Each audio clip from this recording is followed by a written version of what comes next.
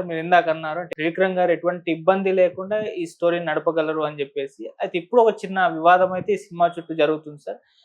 వాళ్ళు పోస్టర్ విడుదల చేసేటప్పుడు పైన ట్యాగ్ లైన్ ఇచ్చారు. నార్త్‌లో పుట్టారు, దక్షిణాదిన ఆరాధ్య దైవంగా మారారు, అందరు ఆరాధనలు పొందుతున్నారని చెప్పేసి. సో దీనిపైన కొంత తమిళ ఆడియన్స్ దగ్గర నుంచి కొన్ని విమర్శలైతే వస్తున్నాయి. చరిత్ర అంటే పురాణాలు కొద్దిగా చదువుకోండి. ఆయన నార్త్‌లో పుట్టడం ఏంటి? ఆయన మా తమిళ దైవం గదా! కాస్త తెలుసుకొని మరి తీయండి అని చెప్పేసి కొన్ని విమర్శలైతే చేస్తున్నారు సార్. పురాణాల్లో ఏ దేవతకైనా సరే పురాణాలు రాసే కాలం వేరు, ఆ దేవతల్ని కొలిచిన కాలం వేరు. ఈ పురాణాలు రాసే కాలానికి ఒక స్థిరమైన సిద్ధాంతాన్ని ప్రజల మనసుల్లో ఒక నేరేటివ్ని బిల్డ్ చేయడం కోసం రాసినవి ఇది. ఆ రాసిన సందర్భంలో అందరు దేవతలు హిమాలయాల నుంచే నడిచారు, నదులు కూడా అక్కడి నుంచే మొదలైంది నడక. కాబట్టి శివుడు, మంచు పర్వతాలు, వాటితో ఉన్నటువంటి లింకు, దానికి సంబంధించిన ఎస్టాబ్లిష్మెంట్ శివ పురాణాల్లో కనిపించడానికి రీజన్ అది. ఆయన్ని ఏదో ఒక యుద్ధంలో సామంత దేవుడిగా మార్చుకున్నారు. మార్చుకున్న తర్వాత జరిగిన పురాణ సవరణల్లో ఆయన పాత్ర అలా ఎమర్జ్ అయింది కాబట్టి అది హిమాలయాల్లో ఎక్కువ రెఫరెన్స్ కనిపిస్తుంది మీకు. శివతాండవము, ఈ గొడవంతా కనిపించినప్పుడు అక్కడే పుట్టుండాలి కదా వీళ్ళు కూడా. సో అలా వాళ్ళు నార్త్లో పుట్టారు అనడానికి వాళ్ళ దగ్గర ఒక రీజన్ ఉంది. వాళ్ళు ఊరికనే క్లైమ్ చేసుకోవాలి. అలాగే వీళ్ళకి దక్షిణాపథానికి దైవం ఆయన, అది తప్పు కాదు. కాకపోతే ఈ మధ్యలో ఈ పౌరాణిక కల్పన ఎవరి కోసమో జరిగింది. ఎవరి కోసం జరిగింది? ఉత్తర భారతీయుల్ని దక్షిణ భారతదేశంలోకి ప్రవేశపెట్టడానికి కూడా పురాణాలని ఆశ్రయించారు వాళ్ళు. ఉత్తరాది వాళ్ళు దక్షిణాది వాళ్ళ మీద వ్యాపారపరమైన దౌర్జన్యం చేయటానికి కూడా దైవాన్నే వాడారు. ఆ ప్రాసెస్ లో ఈ పౌరాణిక కల్పనలు జరిగాయి. ఆ పౌరాణిక కల్పనలు జరగటానికి ఒక ప్రోగ్రామ్ ఉంది, వాళ్ళకి ఒక ప్రయోజనం ఉంది.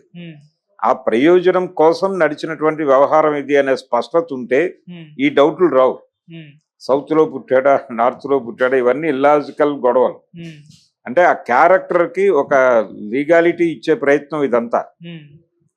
ఆ లీగాలిటీ ఆల్రెడీ రాముడికి ఇచ్చేసాం మనం, ఇప్పుడు కొత్తగా కుమారస్వామికి ఇస్తాం. అసలు ఆ సిద్ధాంతం ప్రకారం ఈయన అన్క్వశ్చనబుల్, ఈయన ఎవరు క్వశ్చన్ చేయడానికి అవకాశమే లేదు. కానీ మీరు ప్రశ్నలు అడగండి, నేను ఏదో మేరకు సమాధానం చెప్తానని మాట్లాడారు ఆయన. అలా నడిచినటువంటి కార్యక్రమం. సినిమాలో వాళ్ళు అనుకున్న పద్ధతిలో ఆర్గానిక్ గా సినిమా చేయాలని అనుకుంటున్నారు. త్రివిక్రమ్ అండ్ టీమ్ సాధ్యమైనంత వరకు పాత పురాణాల రెఫరెన్స్, కొత్త టెక్నాలజీని సమన్వయం చేస్తూ ఒక స్వచ్ఛంగాను అలాగే స్వేచ్ఛగాను తీసిన సినిమాగా ఆడియన్స్ కనిపించాలనేది వాళ్ళ మోటో. అందుకని పెద్దగా విఎఫ్ఎక్స్ ఆ హడావిడిలు కూడా తక్కువే ఉంటాయి ఈ సినిమాలు. వీళ్ళ ధోరణిలో వీళ్ళు షార్ట్ని ఓకే చేసుకుని వెళ్తారు. లొకేషన్స్ మీద ఎక్కువ ఆధారపడే అవకాశం ఉంది.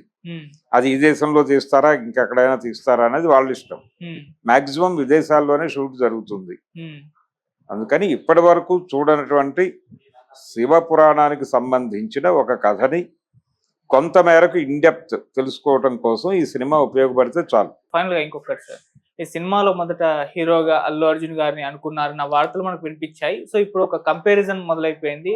అల్లు అర్జున్ గారు చేస్తే బాగుండేదా, ఇప్పుడు ఎన్టీఆర్ గారు చేస్తే బాగుండేదా, త్రివిక్రమ్ గారు ఎన్టీఆర్ గారిని ఎలా చూపిస్తారు, కార్తికేయ స్వామిగా ఎన్టీఆర్ గారు ఎలా యాప్ట్ అవుతారు అని ఒక చర్చ అయితే మొదలైంది. మీ ఒపీనియన్ లో ఇద్దరిని కంపేర్ చేస్తే ఎలా ఉంటుంది? ఇద్దరు సమానమైన శక్తివంతుమైనటువంటి నటులే. వాళ్ళిద్దరిలో ఆల్రెడీ అంటే ఇద్దరికి డైలాగ్ ఈజ్ ఉంది. కంపారిటివ్ గా ఎన్టీఆర్ కి ఇంకొంచెం అడ్వాంటేజ్ ఉంది. తను ఢీకొనాల్సిన కుటుంబం తాలూకా లెగసీని నిలబెట్టుకోవటం అనేది కూడా ఆయనకు అవసరం. అందుకని కొంచెం ఆ తరహా పాత్రలు చేయడానికి ఆయన ఉత్సాహం చూపిస్తాడు. అంటే తద్వారా తన జెనెటికల్ గా నేను ఆ వారసుని అని ప్రపంచంతో గుర్తింపు పొందటం ఆయన లక్ష్యం. అందుకని ఈ పాత్ర అనగానే ఆయన ఎగిరి గంతేసి ఒప్పుకుని ఉంటాడు. కావాలంటే ఒక 10 తగ్గించుకున్నా పర్వాలేదని కూడా చెప్పుండొచ్చు. ఆయన చూస్తున్నాడు ఇలాంటి క్యారెక్టర్ల కోసం. ఇది తమ కుటుంబం తాలూకా, తమ ఇంటి పేరు తాలూకా పాత్రలుగా వాళ్ళు భావిస్తున్నారు. దాన్ని బ్రేక్ చేయటం అనేది అల్లు అర్జున్ లాంటి వాడితోనే సాధ్యం అవుతుంది. సో అల్లు అర్జున్ కూడా